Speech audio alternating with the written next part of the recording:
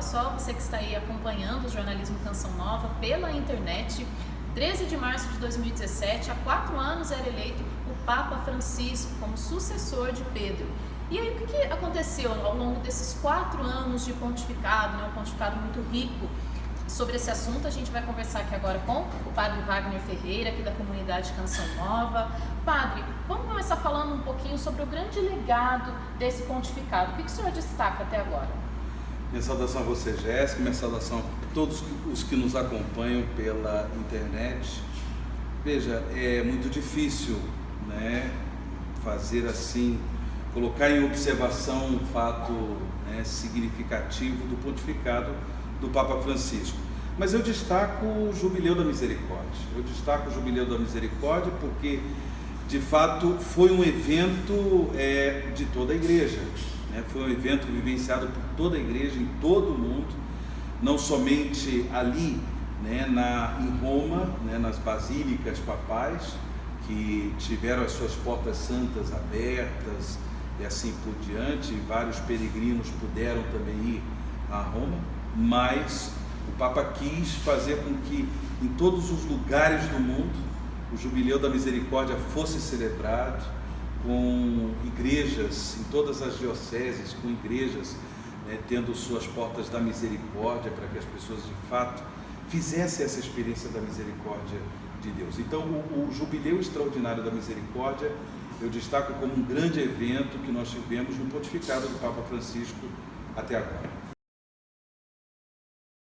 E agora falando um pouquinho da personalidade, né, do Papa, que cada papado traz um pouco, né, o traço dessa personalidade do pontífice. A gente lembra sempre da alegria, do carisma de João Paulo II, Bento XVI, com traço mais teológico. O que a gente destaca desse perfil da personalidade do Papa Francisco?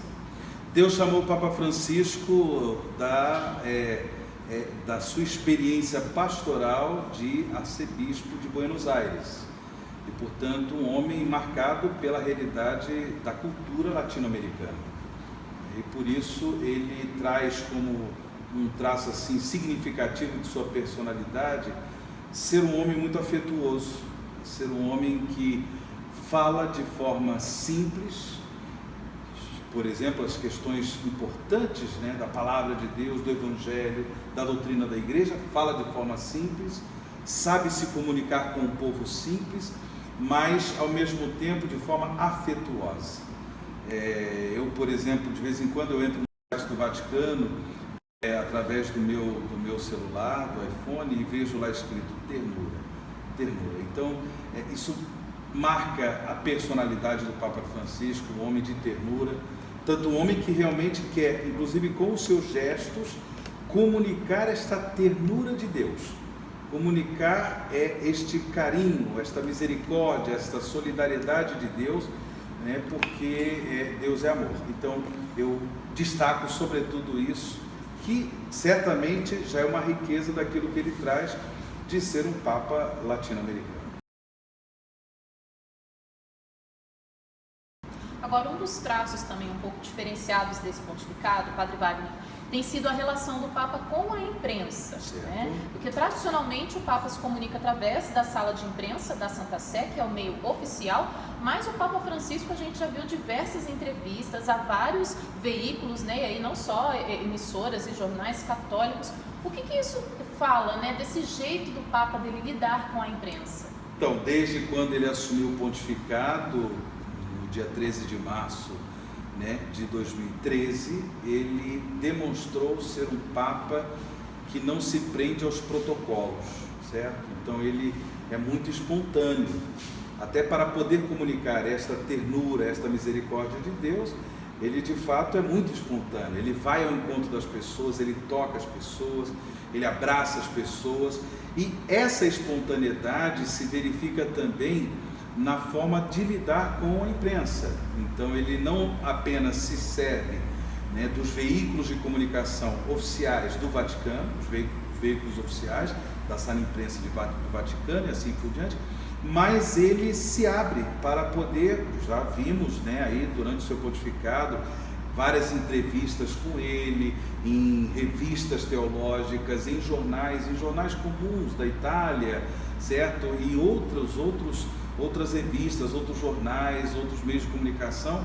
Ou seja, uma coisa assim da espontaneidade dele. Por quê? Porque ele demonstra ser um Papa midiático, ele demonstra ser um Papa que sabe se utilizar também da cultura midiática para comunicar o Evangelho, comunicar a Boa Nova de Jesus Cristo. Então, nessa espontaneidade, de fato, ele vai quebrando os protocolos. Por quê? Porque ele tem essa consciência, é um padre, é um Papa pastor, é um Papa que quer de fato estar junto das suas ovelhas, e por isso ele quebra os protocolos, criando, portanto, um diálogo ainda mais estreito, por exemplo, com a imprensa. Agora falando um pouquinho das viagens também do Papa Francisco. Ele visitou, digamos assim, pontos-chave, né? Principalmente lugares da periferia, né? Essa tem sido uma opção do Santo Padre. Visitou países da América Latina, visitou a Bósnia, lugares dentro da própria Europa que são considerados mais periféricos. O que isso diz também para a gente sobre esse pontificado, né? Esse traço, essa simplicidade, esse desejo de ir ao encontro dos menos conhecidos, dos menos favorecidos? Isso mesmo. Ele desde quando assumiu o pontificado, deixou claro que ele precisa ter uma atenção especial às periferias. Ele sempre utiliza esse termo, periferias, as periferias existenciais, ou seja, pessoas que na sua existência estão vivendo situações que fazem com que essas pessoas fiquem à margem às vezes até mesmo da experiência da fé, da experiência da vida da igreja, né? Pessoas que por causa de várias circunstâncias, e aqui não entra nenhum julgamento, mas pessoas que têm consciência de serem pecadoras e por isso se colocam nessas situações de periferias existenciais. Mas também uma atenção do Papa às periferias geográficas. Então, ou seja, regiões, zonas do nosso mundo em que temos a realidade da pobreza, a realidade das injustiças, pessoas que não participam, por exemplo, das decisões econômicas do mundo, pessoas que não participam, países que não participam, estão à margem, estão à periferia. Então ele quer dar destaque a estas realidades periféricas. Por quê? Porque também e sobretudo é das periferias que Deus comunica a sua palavra, é das periferias que Deus realiza o seu projeto de salvação em relação à humanidade. Isso se deu com o próprio Jesus, ou seja, o anjo Gabriel apareceu à Virgem Maria, anunciou que seria a mãe do Salvador, numa cidadezinha perdida, né, na Terra Santa, que é a cidade de Nazaré, e a Virgem Maria deu ao mundo o Salvador da humanidade, que é Jesus Cristo, nosso Senhor. Então, o Papa ele tem essa perspectiva de fé, de que Deus nos fala, Deus se comunica à humanidade, também se utilizando, sobretudo, das periferias. E daí as suas viagens. É claro que, sendo ele o Romano Pontífice, o Santo Padre, ele também precisa dialogar com as nações. Então, ele também já foi aos Estados Unidos, ele já foi à ONU, né? Já foi fazer um discurso importante na ONU, então ele já foi em outros países. No Parlamento Europeu. No Parlamento Europeu, então ele se faz presente em lugares importantes de decisão, né, econômica, decisão para o mundo todo. Então, ele também tem essa atenção, porque sabe que ali estão lideranças fortes, importantes, que precisam de uma palavra daquele que é Cristo na Terra, né? A presença do Senhor na Terra. Mas essas periferias, elas estão muito no coração do Papa, justamente por isso, porque ele tem a consciência de que Deus também nos fala por meio das periferias.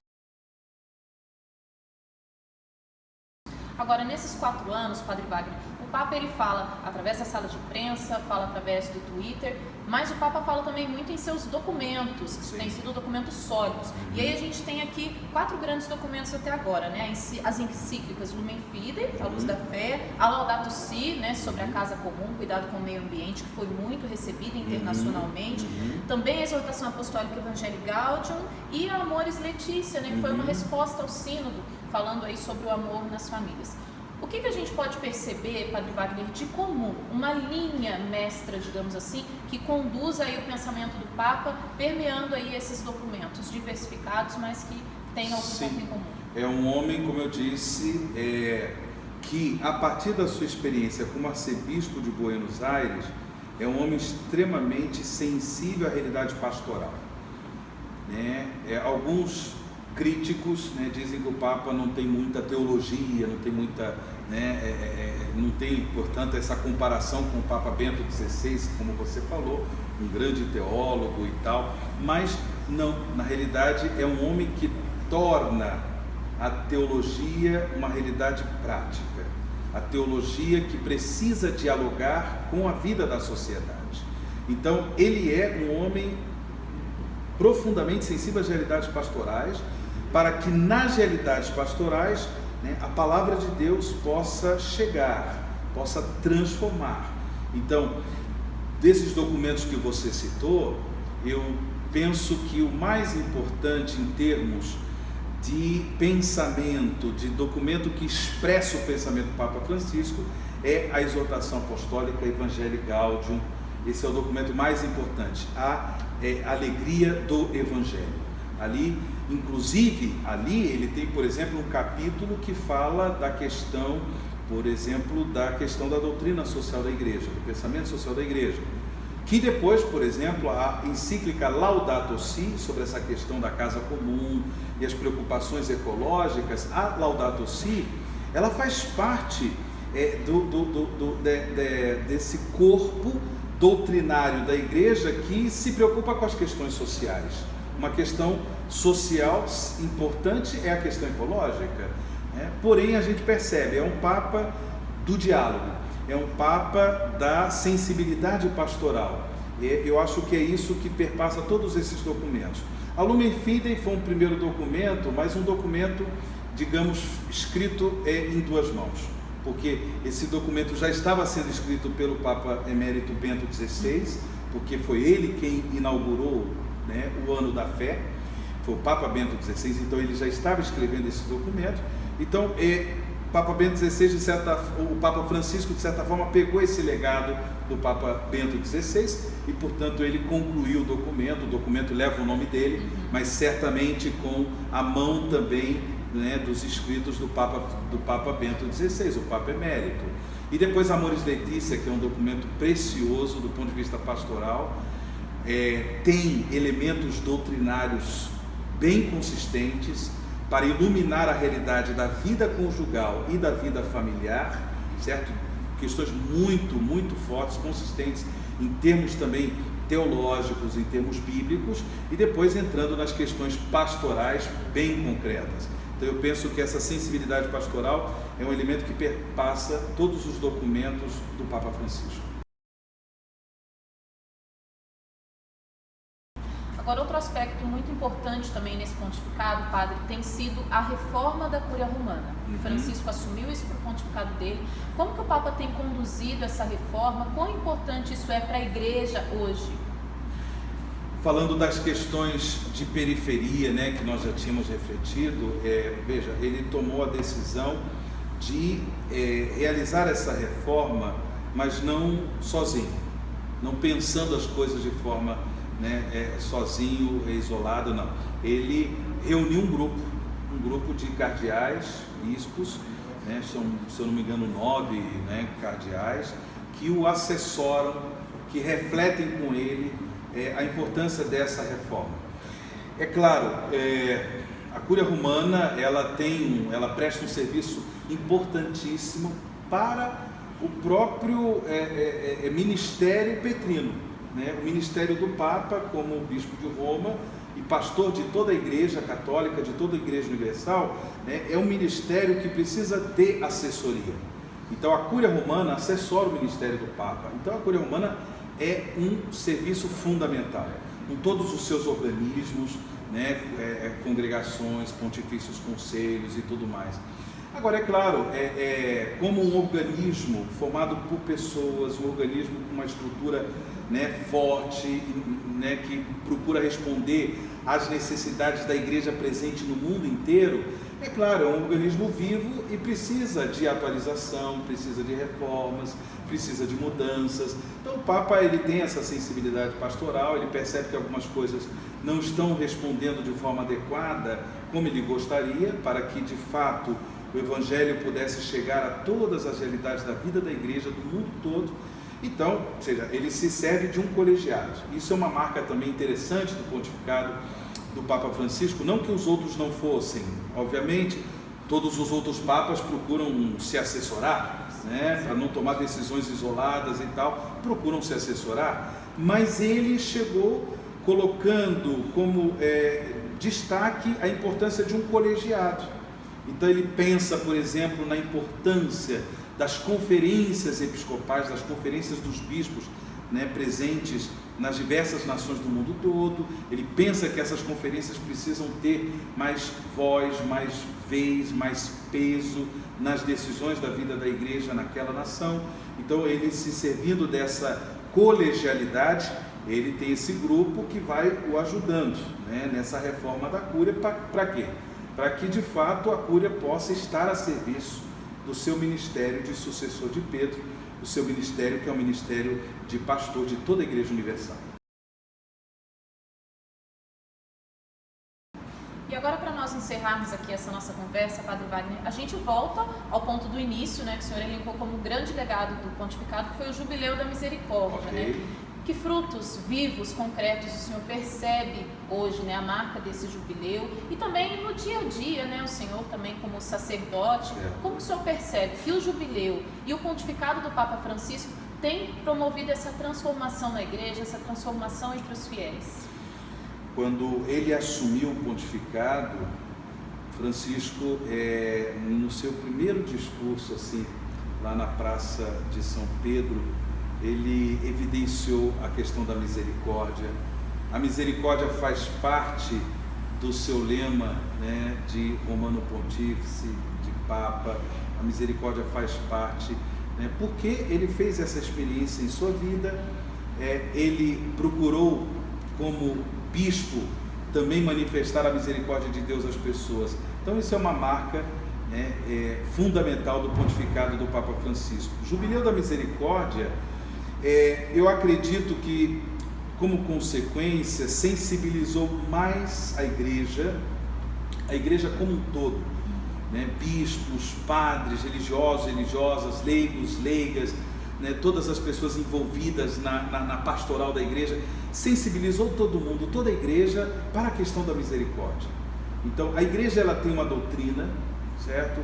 Existem pontos muito dogmáticos da doutrina da igreja, e, portanto, são pontos que não são modificados, mas como trabalhar esses pontos, como iluminar essas questões em relação à vida das pessoas, sobretudo diante dos dramas que as pessoas vivem. E por causa desses dramas, elas muitas vezes se julgam, por exemplo, afastadas de Deus, não amadas por Deus.